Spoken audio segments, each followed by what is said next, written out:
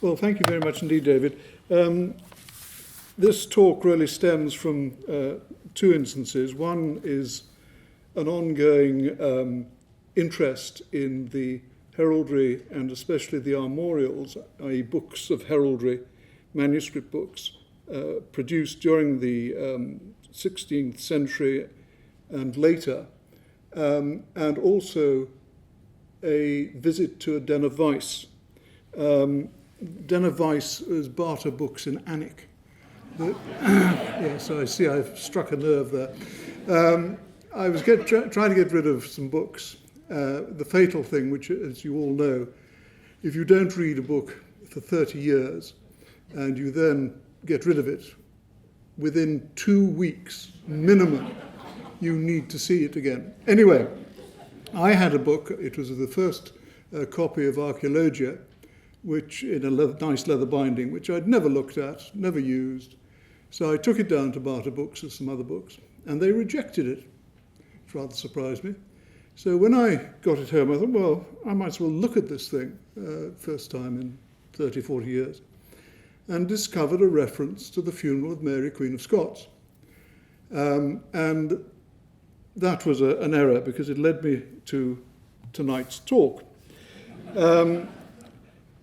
Heraldry has always been a method of identification and also stating one's position in society, and is a very important aspect of certainly 16th century life.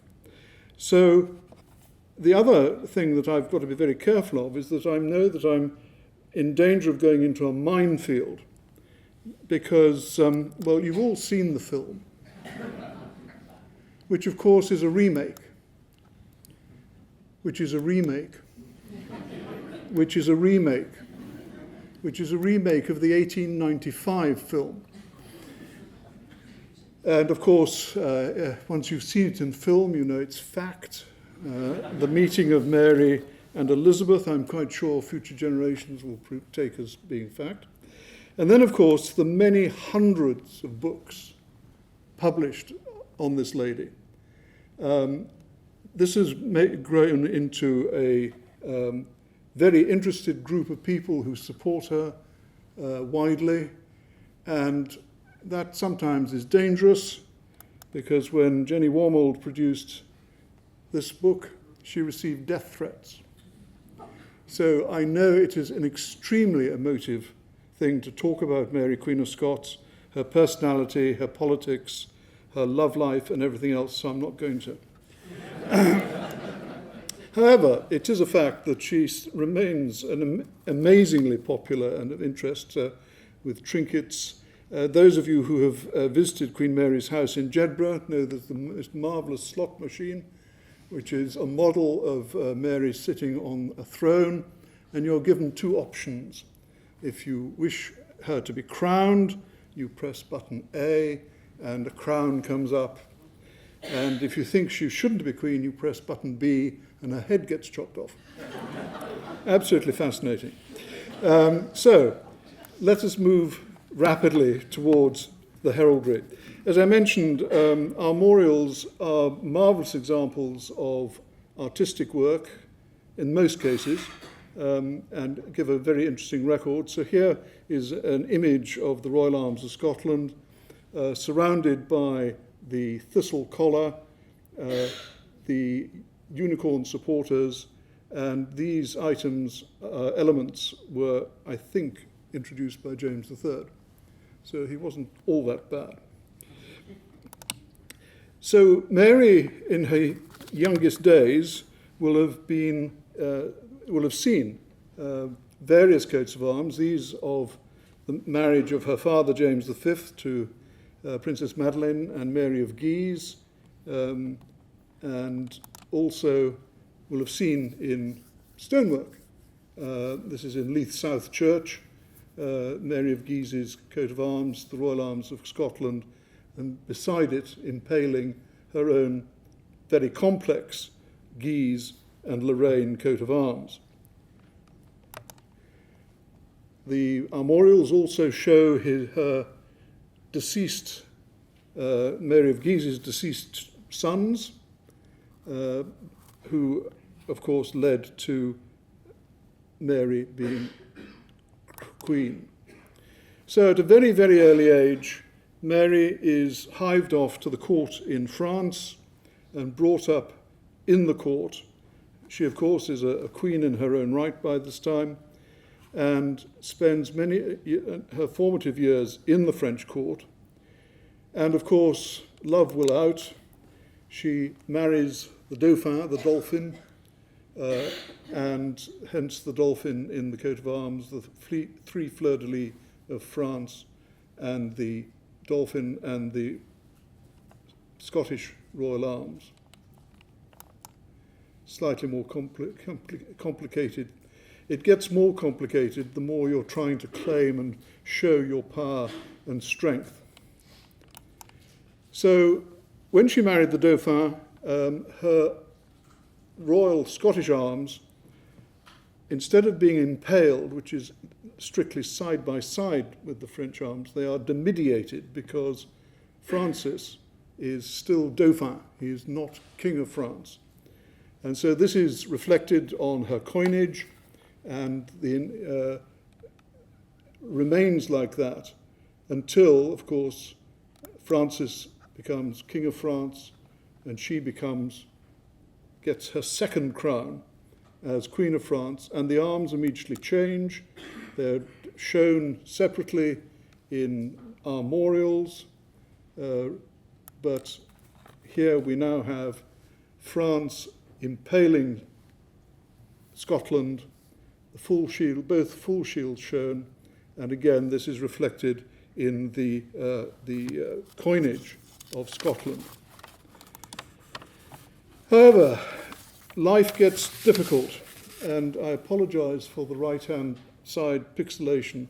This particular coat of arms is a pig's breakfast at the best of times, and caused huge problems because specifically Mary is claiming England. The fleur-de-lis and the lance and the top right-hand corner, the English royal arms, and this creates an amazing political punch-up. She has decided to plaster her shield with as much as possible to show her rights to France, to Scotland, and to England. And a certain lady takes exception to this. So on the left you have what Francis and Mary are claiming, and on the right is Elizabeth's arms. Now, Elizabeth, of course, is being a bit naughty because she's claiming France with no territorial or blood line, which, of course, bloodline Mary does have. This gets to such a political impasse that when they hear that Francis and Mary are preparing a great seal, clearly showing the English claim, they get worried, and Elizabeth goes to the College of Arms in London to ask for their advice. And here is their advice. Find the said scutcheon falsely martial contrary to all law and order of arms. And they would say that, but to keep on the right side of Elizabeth. But it really was a very difficult political point. And when Francis died in 1560, and Mary was coming back to Scotland, she came back to sign the Treaty of Edinburgh. And specifically in the Treaty of Edinburgh, she agreed not to use the English royal arms. The fact that she had sent an ornamented walking stick to her mother, Mary of Guise, with her full coat of arms on, was kind of slipped under anyone's view. So she returns to Scotland in 1561, and in October of that year starts on one of her first peregrinations going round. And where she stayed, the royal arms come up, and this is Rosyth Castle. I don't know how many of you know this stone. We found it just by chance down to the Rosyth docks, but clearly dated 1561, commemorating Mary's visit. She also put her royal arms on the Provost House in Leith, a very fine, nicely painted amalgam of the symbols of Scotland. And then on another visit to Futheringhay House, this marvellous carving of the Royal Arms to commemorate her visit in 1566. And it's almost certain that it was during this visit that she took a present to Futheringhay House, being the Flemish carved Stations of the Cross from Mary of Guise's chapel at Holyrood. And they are there as well. Lovely things, well worth looking at. At the same time, 1561, she appointed Lord George Seaton as her master of her household. Lord George had more money than was really good for him. It was all coal, mainly.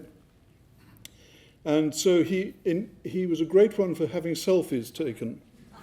At any major event, at the Mary Queen Scots wedding, he had a selfie taken.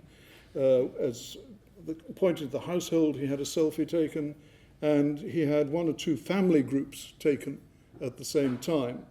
And I'm in the process of trying to persuade the Prado Museum that a family portrait they have by Adrian Thomas Keyes is actually of Lord George Seaton and his family, but more of that in a later thing. Seaton Palace, this huge palace near east of Musselburgh, which George repaired. It suffered somewhat in the rough wooing, but he made it as glorious as he could do with great tapestries showing the life of Samson, and also a great hall in which there was the finest heraldic ceiling in Scotland. And thanks to Beverley Bergman, this is about half the coats of arms that were actually in the ceiling. It's described by Alexander Nisbet in some detail. He'd clearly seen it.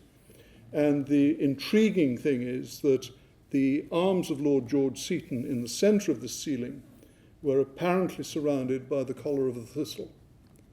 And if this is so, Seaton is one of the first commoners to be granted the thistle. And so the origins of the order go back somewhat earlier than people talk about. However, like all good things, they came to an end. Seaton Palace in the 1600s, in a ruinous state, it had 97 hearths, but it had a lot of other outbuildings and things. It was Queen Mary's favourite place for rest and recreation, archery, golf, tennis, and it was on the Seaton Palace tennis court or catchpole that it was originally planned to murder Rizzio. But the plotters later on thought it'd be more effective to do it in Holyrood. So in the 1715, the palace was destroyed and the great ceiling was lost.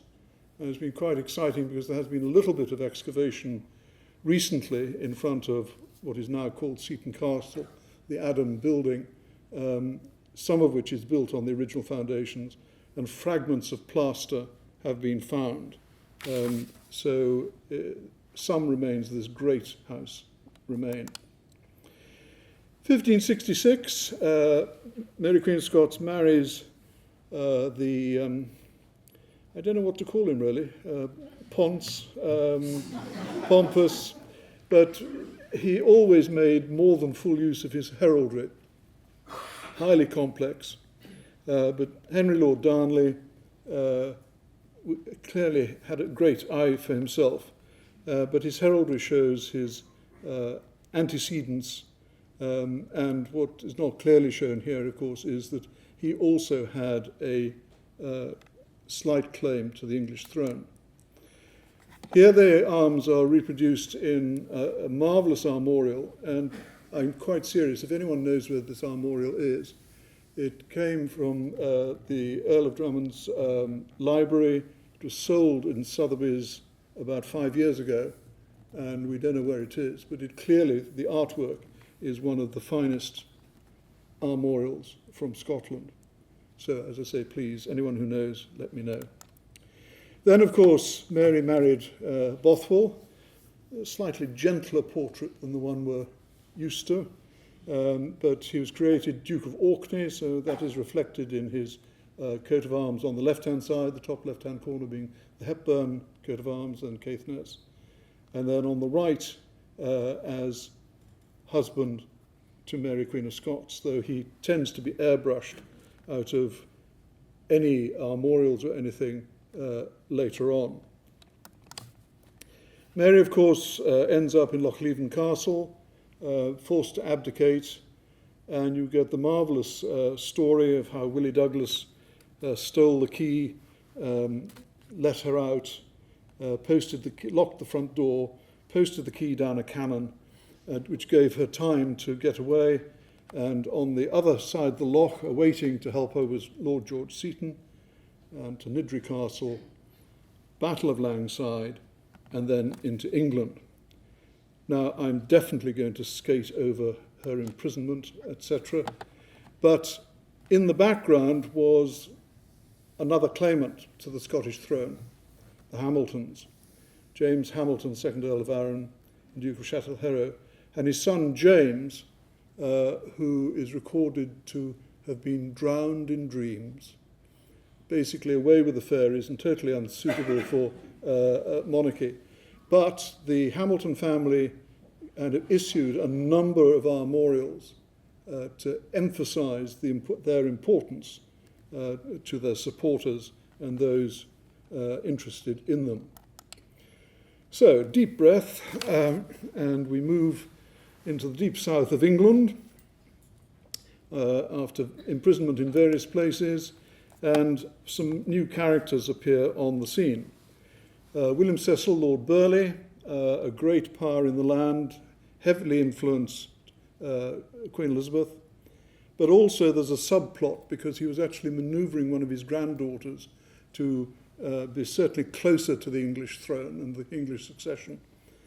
And then on the right, Sir Amyas Powlett, who was Mary Queen of Scots' jailer eventually at Fotheringhay. And like any good civil servant, he kept his account of his expenses. And so we now begin to find out a great deal about what was happening at Fotheringhay under him and what he was having to do. Peterborough, for those of you who are not unfamiliar with England, but it's away very, very far from Scotland. So Fotheringhay Castle, where someone has thoughtfully planted thistles at the top of the motte. And this was Mary's home for the last 4 or 5, 6 months of her life. Thanks to Historic England, I have to say that because you can read it. But it's a very strong fortified motte and bailey. The River Neem is in the foreground, which is totally navigable. There are streams coming down either side of the castle, very strong indeed. And after Mary's death, some people say James ordered it to be demolished, but I think, in fact, the locals had a much better idea and used it as a quarry. And certainly bits and pieces of it were sold off. There is one plan that remains. The really interesting to us bits are the Great Hall, and then the Great Keep in which Mary was imprisoned, in which there's a chapel, and there was also a chapel down in the bailey somewhere. But a very powerful and very strong place of imprisonment, and Mary was the last person to be actually imprisoned there. Odds and ends have survived from Fotheringhay, not very much, but 1 or 2 pieces. And it was there, of course, in October 1586 that Mary stood trial, and this is a view of the Great Hall at Fotheringhay with the trial in progress. Of course, she was found guilty and sentenced to death, And then there was a long pause while Elizabeth thought what to do. There's nothing at all about Elizabeth standing back, as she tried to make out later on, and blamed her secretary Davison for getting the death warrant signed, etc. Elizabeth stated that the execution was to be held in private, that the body was to be buried in the upper part of Fotheringhay Church, that on the day of the execution it was to be given out that there was not going to be any execution, and also that at the same time fake news was to be put out that Mary had escaped, to distract people generally. So in this short period before her execution, the French ambassador presented this Singleton silver communion service, which again is in Jedburgh, in St Mary's House there, and which was confiscated immediately after her execution. Her priest was made to give it up. Enter Sir Walter Mildmay, who was kind of overseeing procedures, not very willingly. Sir Francis Walsingham had sent to London to employ Bull the executioner at £10 a day, which is about £2,500 nowadays, and he was to be brought up to Fotheringhay in secret, and Mildmay, whose house at Apethorpe was very nearby, refused to have the executioner there.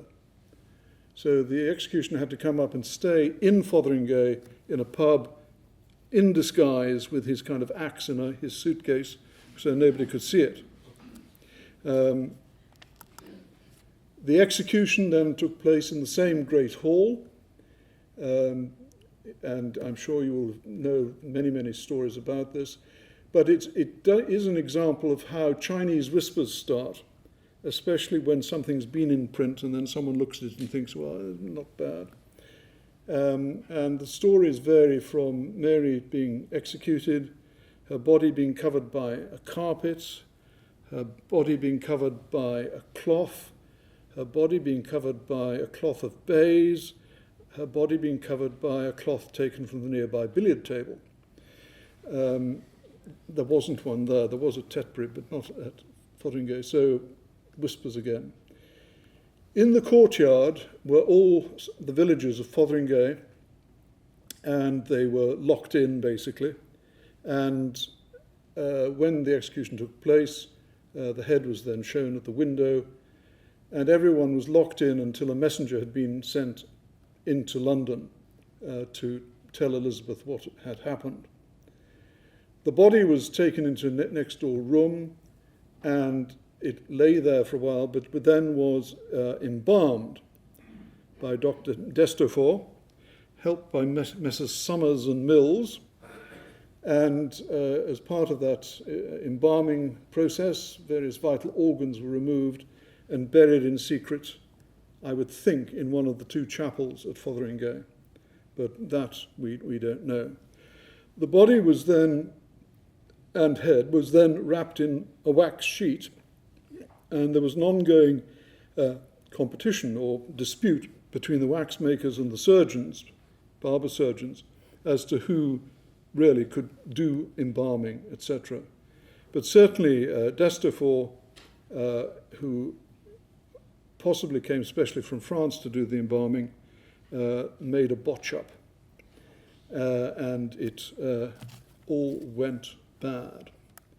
However, at the execution, everything that could be burnt was burnt. There were to be no items for veneration to be left. The clothing, handkerchiefs, everything were all burnt. But a death mask was taken, and this mask survived in Peterborough somewhere. It's now in Jedburgh. And the other one, of course, is in Lennoxlove. More surprisingly, because of this ban on any items for veneration, an artist was allowed to paint Mary, Queen of Scots' head. His name was Amyas Cawood, and there is a signed and dated portrait in Abbotsford, which shows this. Curiously, it has been overpainted around the head, because we know of the existence of at least 2 other copies. One we know where it is, and the head is in fact on a silver platter. And I do hope that the trustees of Abbotsford actually clean the portrait to reveal the silver plate again. In 1866 there was an exhibition in York, and at that time these 2 portraits and a third one was known. The third one was in the United Services Club in London, from whence it has disappeared, and there was a suggestion there was another one in the Frederiksborg in Copenhagen.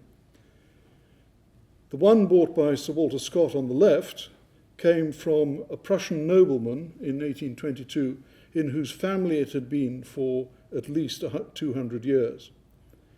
So though it was allowed to be painted, I think it was on the understanding it was to leave immediately. Some 20 days after the execution, and we know this from Sir Amyas Paulet's accounts, the body was wrapped in lead. This is in fact a sketch for the other Mary, Queen of France, buried in England, the Duchess of Brandon, but to give an idea of what it would have looked like. The local plumber, I think, did it because the leadwork split and it had to be resoldered, but even so, the embalmers had not done a good job. And so one reminds of the extract in the Bible, "By now he stinketh." It got really quite out of hand. James VI, a young man just taken full control of his kingdom, didn't react at all violently to the news of the execution of his mother. He was really undertaking a balancing act as to what to do next. One part of his court wanted immediate revenge. Claude Hamilton was ready with 5,000 troops to go and sack Newcastle, and Lord Sinclair turned up in court in full armour when the order for the court was to be in full mourning, and James commented on this, and Sinclair said, this is my mourning. So he had to try and keep a balance.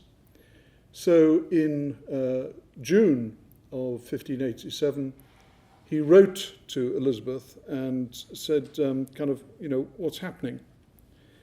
He'd refused to have the body transported to Scotland because he knew it really would cause huge amounts of problem. And he got no reply. But at the same time, the prisoners, the remnants of Mary's court at Fotheringhay, wrote to Burghley and said, look, the smell, I'm sorry, we cannot go on living under these conditions. And this kind of triggered things. The French had given a major memorial mass to Mary, news of her execution. Elizabeth waited till the fuss died down, and then decided, guilty conscience or what, to organise a full state funeral for Mary. Now, thankfully, and the reason why I can do this talk is that the accounts survive in detail for the preparations for this funeral, for the catering for the 300 mourners, and it is a quite remarkable documents. So on the end of July 1587, at 10 o'clock at night, the prisoners in Fotheringhay heard a commotion in the courtyard, and then there they saw a large carriage with a lot of people around it, and the body of the Queen, now in an oak coffin, being taken and put on the carriage. The prisoners were then told, by the way, the funeral is going to be the day after tomorrow. Most of you can attend, but by the way, pack your suitcases because you're leaving. So all rather a shock. The body was brought down, and there is the comment that as it was put on this carriage, the heralds, the English heralds around about, then put on their tabards. Now, heralds only put on their tabards in the presence of royalty or the sovereign's representative. So this was an acknowledgement that this was a royal body. The two major organisers, who again, good civil servants, left detailed accounts for the bean counters to check. Sir William Dethick, Garter King of Arms, who came up and decided where the body was going to be buried and what the necessaries were for the procession and ceremonial. And Sir John Fortescue, Deputy Master of the Wardrobe, because basically the court in London was going to undertake a massive exercise in outside catering. And again, the record of this is the finest record of Tudor catering, royal Tudor catering, that exists and goes into quite amazing detail. So the body was taken in this carriage from Fotheringhay over there, basically in an almost straight line to Peterborough. If they'd gone down the River Nene, it would have taken hours and hours and hours. But in fact, it took from 10 p.m. to 2 a.m. The body was moved at night, which was not that unusual to move a body at night. But when it reached Peterborough Cathedral, the coffin was immediately put in the grave. The grave was closed completely except for a small opening for part of the ceremonial. And then the effigy, because the smell was terrible, and we know that £20 was spent on scent. Also, there were 8 hefty blokes to move this, because the coffin, the oak coffin and the lead coffin, together weighed some 900 weight. In comparison, Princess Di's coffin was 55. So a really heavy job. They got it in and covered it up. And then the effigy that was on top was moved to the the Abbot's Palace, which still exists.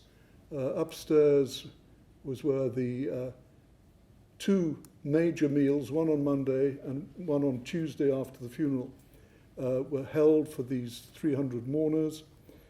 Downstairs, the undercroft was where the people changed. A total of 2,000 yards of black cloth was brought up from London so that the pillars, basically everything that wasn't moving, got draped in black. The cloth cost £1,100 then, 230 odd £1,000 today, though a lot of it went back. The only stuff that didn't go back was the black cloth for mourning clothes. So the little chapel off the Undercroft was almost certainly where the effigy laid overnight and waiting for the funeral service. So, outside catering and a state funeral at a distance, what's involved? Well, basically it is involved collecting items from Whitehall, from the Tower of London, from Westminster, gathering it all at Bishopsgate, and then whizzing up the A10 to Peterborough. Now, this was a journey of 64 miles, took at least 3 days, with at least 1 coach, which was for the coffin, and 13 carts filled with plate, with cloth, everything to do with the funeral. The plate had come out of the Tower. It's a great regret that the accounts for the Tower and Westminster Abbey at this moment in time are lost, because amongst other items, there was a crown of gold came up from London, almost certainly out of the Tower. Then at Peterborough, the abbot's kitchen was put into full use.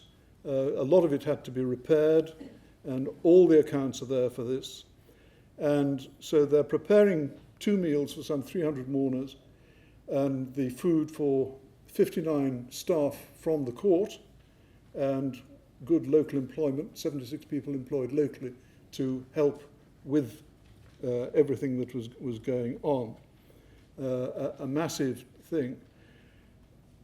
In amongst the food, what is not specified is, of course, different levels of society present at the funeral got different meals. So the higher up you were, the better food you got, lower down, not so good. However, 52 capons, 39 ducklings, 12 gulls, 18 heron, 90 mallards, 160 teals, 192 rabbits, and 18 bitterns were put on spits. 4 oxen and 40 mutton were boiled, and the number of servings that they could produce. Drink, of course. Don't touch the water. But you've got to remember that in that definitely are the court and staff organising all this were on site for at least a week beforehand, making all the preparations. And so they would be needing all of this. And then, of course, large quantities of bread. The other accounts, which are fascinating, and I'll leave it up a little while so you can read either the left-hand side or preference the right-hand side, a part of Dethick's account for preparing material. And these really are the banners that are going to be in the procession, and then the items that would be presented to the chief mourner and would then remain in the church. So this is where you get the large helmet of steel, the crest carved and gilt with fine gold, a targe or shield with arms, swords, etc.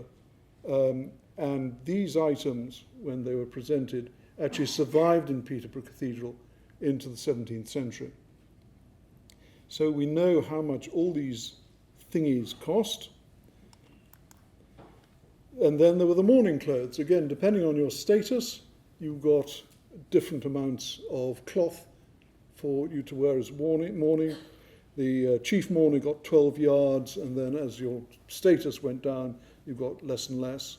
And you got the heads, these rather unusual tails to them, to show you what you are. And of course, you could keep this. So this was an absolute expense of the funeral. The black cloth hung in the Abbey Church and elsewhere would have been recycled and taken back, and likewise food that wasn't used was sold, and so it was done as efficiently and as cost effectively as possible. At the time, there were contemporary sketches done of the funeral procession, but when you consider that there were 100 poor women in here as well as many other people, obviously the artist could not do everything. We have 5 reports on the funeral, 3 in English and 2 in French.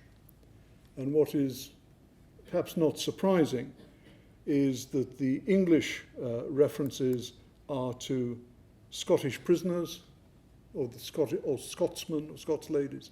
The French reports actually name them. So merging all these lists together, it's possible to create a named list of who was there. The King of Arms with his black hood that you've just seen, and then the effigy, which was dressed in cloth of gold and ermine and with a crown of gold ornamented with jewels, and then the other mourners behind things. It is totally common to have an effigy of the deceased, and because of the time scale involved, I think it is very likely that the head of the effigy was actually that used for the funeral of Mary Tudor, which is still in Westminster Abbey. But the effigy was there, and this was the focal point of this theatre of funeral.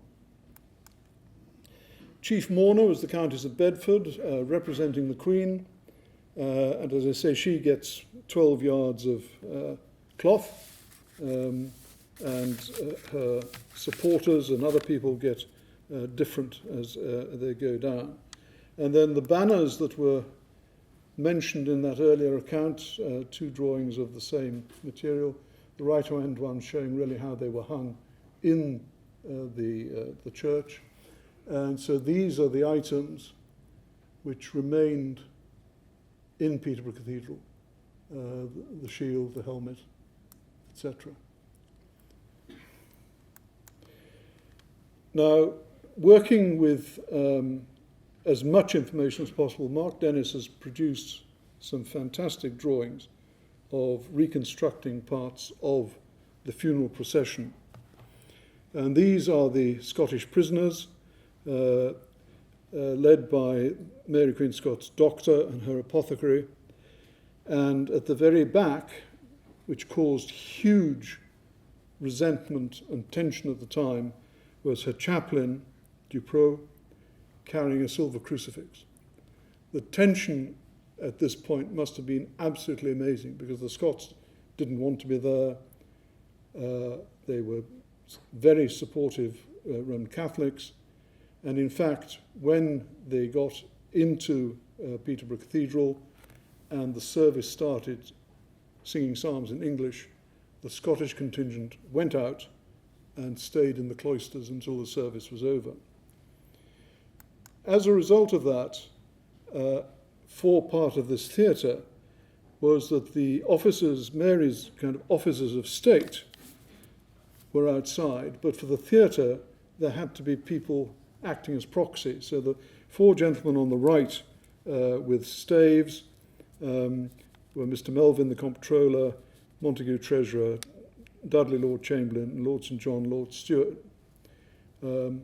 What is unusual from a Scottish point of view is the use of white staves in a ceremony like this. This wouldn't happen in England. The bishops of Peterborough and Lincoln are there, and again Sir John Fortescue. Then two yeomen of the guard, and then the helm and crest held by Portcullis, William Sager, the targe by York Herald, Humphrey Hales, the sword by Rouge Dragon, Nicholas Paddy, and the coat by Somerset Robert Glover, with the Clarenceux King of Arms at the back. And then, this I think is slightly more impressive than the contemporary drawing, to give an example of the colour and status. These are all the coats of arms representing Mary's lineage, and with, on the right-hand side, France and Scotland, and of course the herald on the right wearing the disputed Royal Arms of England. Inside the cathedral, there would be a rood screen, which is now gone, and the burial took place beyond the rood screen, where there was a hearse. Now, a hearse is not the thing you trundle the coffin in on. It's an absolute integral part of construction. This is a plan from the College of Arms showing do-it-yourself hearse. All of this would be covered in black cloth with the coats of arms of the deceased. And again, Mark Dennis has tried to reproduce what that would have looked like in Peterborough Cathedral. I've no idea how long these things stayed up, but because there was considerable expense in actually preparing them. But the chief mourner would sit in the foreground. The heralds with these items, the sword, the helmet, etc., would come up and present them to her as a kind of offering. But in the background we've got the covered effigy and the golden crown, or I should say the crown of gold, at the back. All the hard work behind the scenes was done by Robert Scarlett, who has the privilege of burying two queens in Peterborough, Catherine of Aragon and Mary, Queen of Scots. And he did not have an easy job. The procession, when it reached the hearse, the four officers of state broke their white staves and kind of posted them through a little hole above the coffin, which was then hastily sealed to keep the smell in. The location is still marked in Peterborough Cathedral. The total costs involved were probably around £400,000 in today's money. When James VI came south, he felt far more confident, and in 1612 he instructed that his mother's body was to be removed from Peterborough and taken to Westminster Abbey.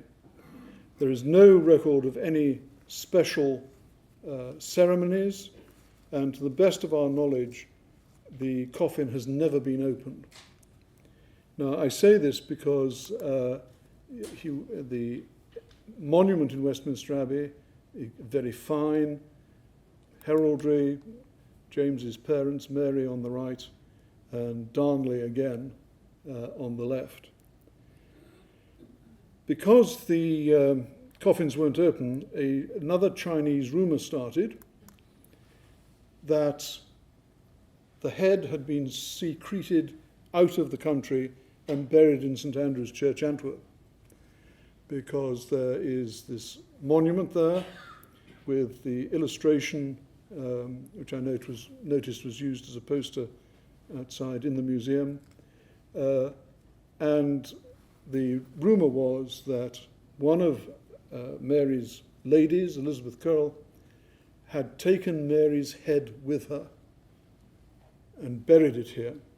What in fact Elizabeth Curll had done, to the best of my knowledge, is she had taken a miniature of Mary's head with her and had had this painting done and the memorial put up in memory of Mary, Queen of Scots. At the base here, which is not possible to see, it is actually Scotland and also the English arms being claimed again. Elizabeth Curll also commissioned this portrait, and in her will in the 1620, she left it to the first Scottish seminary, of course, which there was none then. The painting went to Douai, to the seminary there.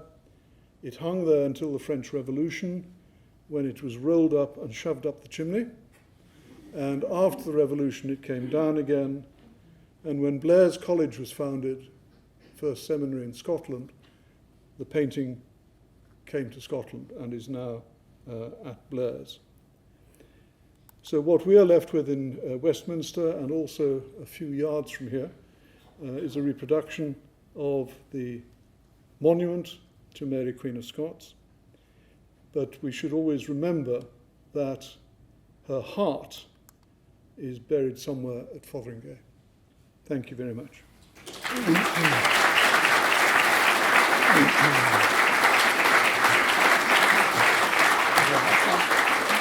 Questions?